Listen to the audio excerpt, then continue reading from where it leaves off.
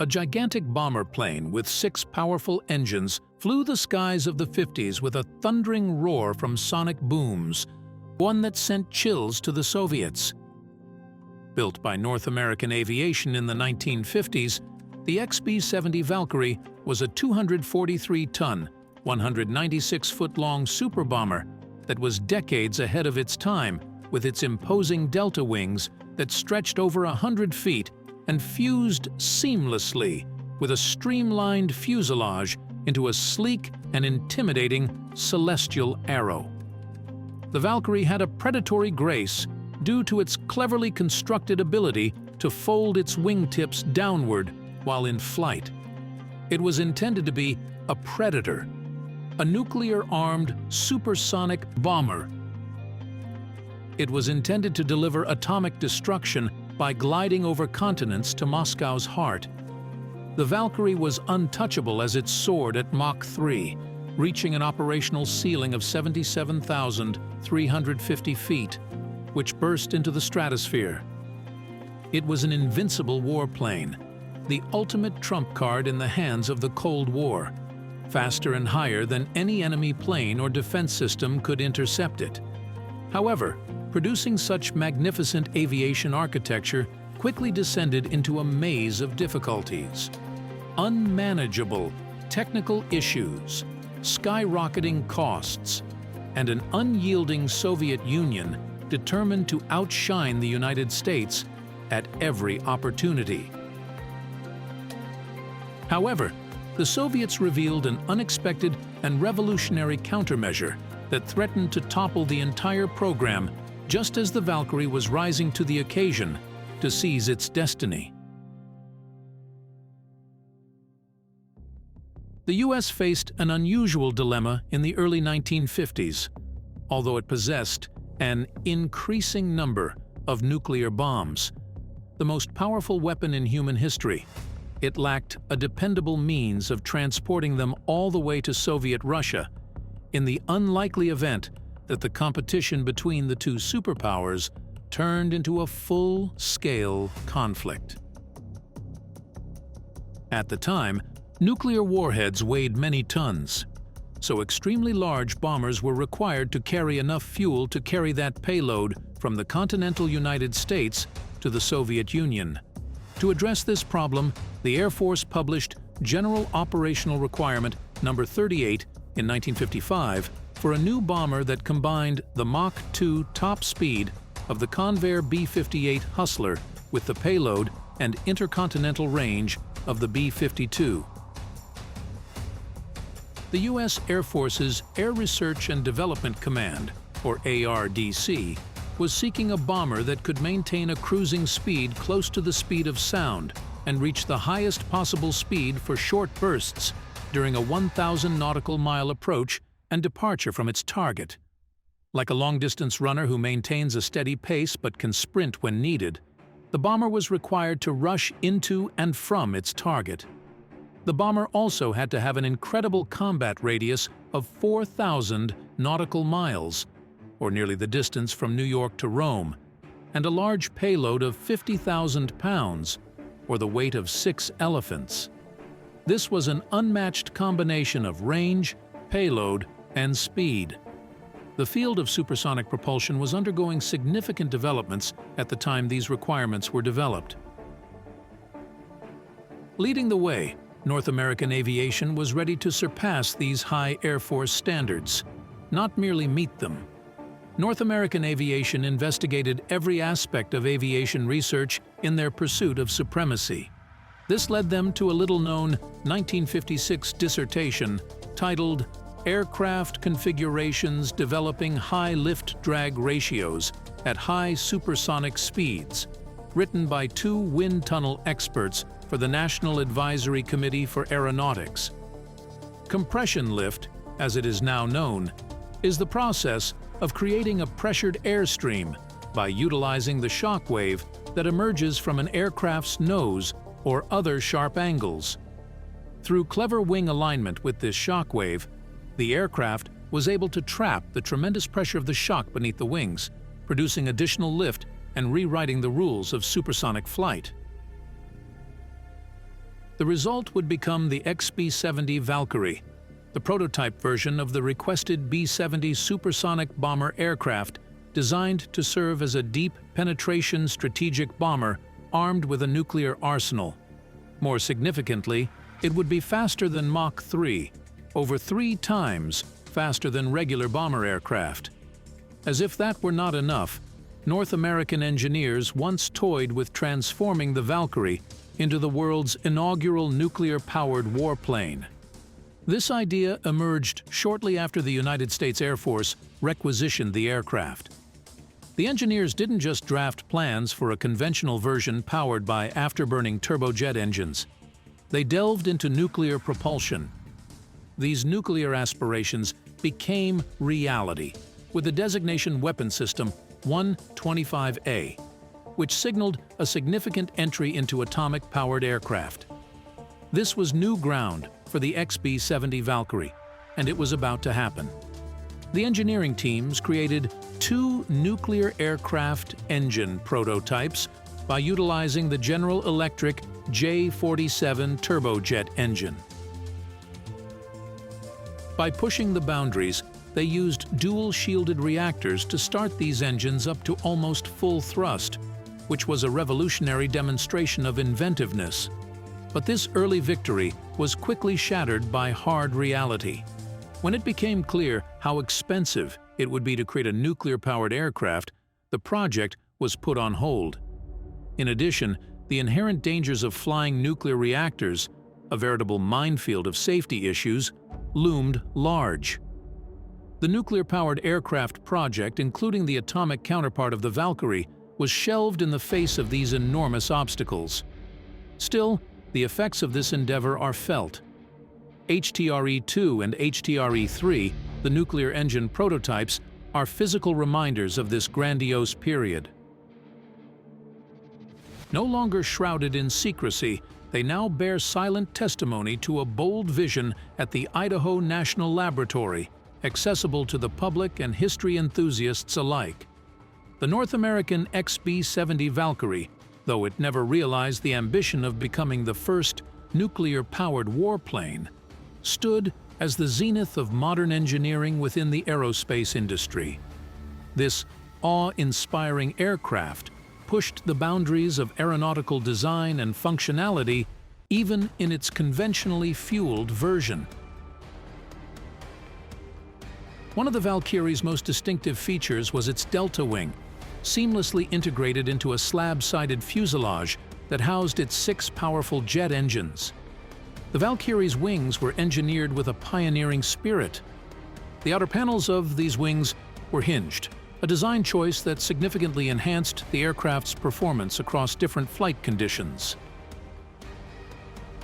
These wing panels would stay level during takeoff, landing, and subsonic flight, increasing the lift produced by the wings and raising the lift-to-drag ratio. In supersonic flight, a significant change happened. The wing panels would fold downward. This modification improved the aircraft's performance at high speeds by reducing the drag normally brought on by the wingtips' interaction with the inlet shockwave. The Valkyrie's cockpit was the epitome of innovation and sophistication, designed with a unique outer windshield and ramp mechanism to maximize pilot visibility, a critical factor during low-speed, nose-high flight and ground operations. This mechanism allowed for a 2-mode operation. When lowered, the ramp enabled the pilot to peer through the fixed cockpit windshield, a feature indispensable for takeoffs, landings, and low-speed maneuvers. On the other hand, the ramp smoothly integrated into the aircraft's forebody when it was raised for high-speed flying, simplifying its design and enhancing its aerodynamic efficiency at breakneck speeds. The Valkyrie also used hot bleed air, heated to almost 600 degrees Fahrenheit, from the engines to combat the problems of rain removal and windshield anti-icing. Clear visibility and safety in all weather situations were guaranteed by this technique. A noteworthy example of cutting-edge aero engineering at the time was the General Electric YJ93 GE3 turbojet engine, which was installed in the XB-70 Valkyrie bomber. This engine stood out because to its high-pressure variable stator design, which made it possible for it to run well at high elevations and speeds. It could travel at altitudes of about 70,000 feet and attain speeds of up to 2,000 miles per hour. Performance specifications of the engine included a maximum thrust of 22,000 pounds without an afterburner and 30,000 pounds with one. Its remarkable thrust-to-weight ratio of more than 5:1 was further facilitated by the inclusion of a 2-stage axial turbine and an 11-stage axial flow compressor with changeable stators. This high thrust-to-weight ratio means the engine could deliver over 5 times more thrust than the weight of the aircraft, ensuring exceptional acceleration and agility. The YJ-93 GE3 was explicitly designed to run on JP6 fuel, a special high-temperature jet fuel developed to meet the demanding requirements of high-speed, high-altitude flight. In light of its power output and capabilities, the engine weighed 4,770 pounds, which was a reasonably light design. The XB-70's capacity to cruise at Mach 3.2 was made possible in large part by this power plant. The North American XB-70 Valkyrie was envisioned as the ultimate strategic weapon in the tense atmosphere of the 1950s Cold War. At the time, military strategists thought that a bomber with such high speeds would be almost impervious to fighter aircraft interceptions, which was the main defensive tactic used at the time. The B-70 Valkyrie was built with the capability to outrun any approaching adversary and practically disappear from hostile skies well before any threat could materialize.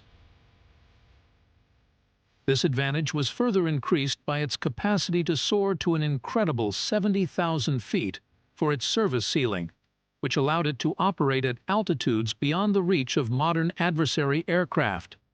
The Air Force also expected that the Valkyrie's fast speed would allow it to quickly get out of the blast radius of the nuclear payloads that it was intended to drop. With or without stealth technologies built into its design, the B-70 presented a serious threat to adversary radar systems. Due to its rapid speed, it would only momentarily show up on radar screens, severely reducing the amount of time an adversary might respond. Depending on the circumstances, the bomber may not even show up on radar at times. However, all of a sudden, everything collapsed. With the introduction of new military technology, the initial promise of the XB-70 Valkyrie, which was designed during a time when the main means of defense against bombers were intercepting fighter planes and anti-aircraft artillery, started to fall apart. As fighter aircraft found it more difficult to keep up with sophisticated bombers and anti-aircraft weapons proved to be ineffective, a new threat that would fundamentally change the strategic environment was the introduction of Soviet surface-to-air missiles, particularly the SA-2. This new missile technology immediately challenged the XB-70's major strategic function by casting serious doubt on its capacity to overcome such sophisticated defenses. Once thought to be the Valkyrie's barrier against interception, its remarkable Mach 3 speed was no longer sufficient to ensure its survival in the face of these formidable armaments.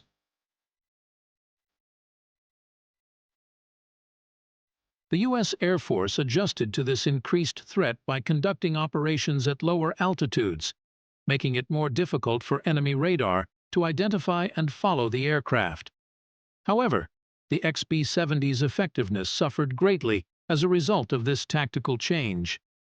The Valkyrie's performance advantages decreased at lower altitudes, making it less effective than the bomber it was designed to replace, the B-52 Stratofortress.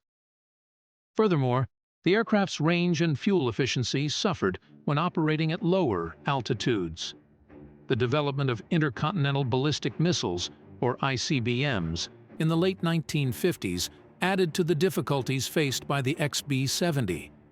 Heavy nuclear payload delivery was the main purpose of the Valkyrie's design, which is now primarily handled by these ICBMs.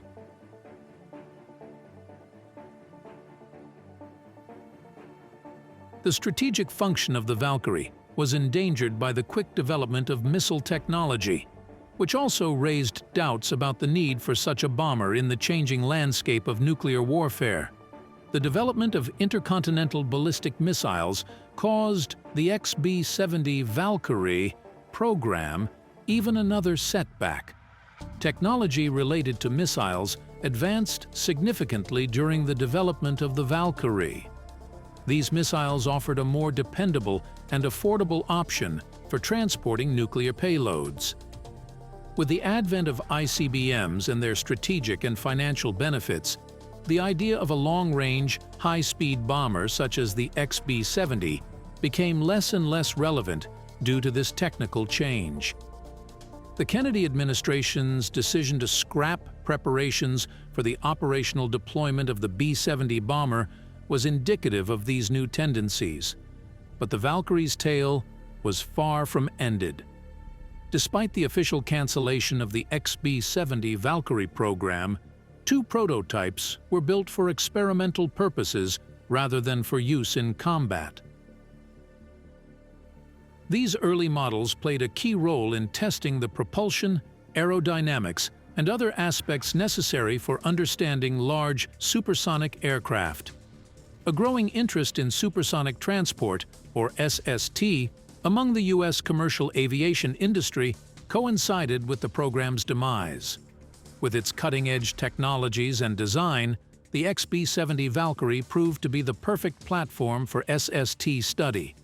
Its dimensions matched those of the intended designs, and it made use of structural elements like titanium and brazed stainless steel honeycomb.